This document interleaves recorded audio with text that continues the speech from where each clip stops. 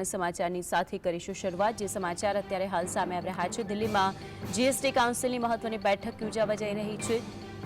આજરોજ આ બેઠકનું આયોજન કરવામાં આવ્યું છે। કેન્દ્રીય નાણામંત્રી નિર્મલા સીતારમણની અધ્યક્ષતામાં જીએસટી કાઉન્સિલની બેઠક યોજાવા જઈ રહી છે। મહત્વની વાત એ છે કે સ્વાસ્થ્ય વીમા પર જીએસટી દરના ઘટાડાની જાહેરાત થઈ શકે તેમ છે।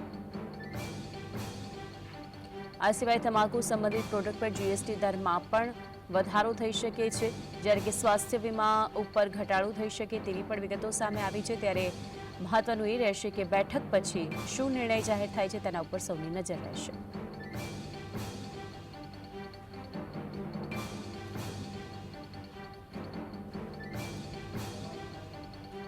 જીએસટી કાઉન્સિલની મહત્વની બેઠકનું આયોજન, અલગ અલગ મુદ્દે ચર્ચા અને તેમાં પણ સ્વાસ્થ્ય વીમા પર શું ઘટાડો થાય છે કે કેમ તેના પર સૌની નજર રહેશે।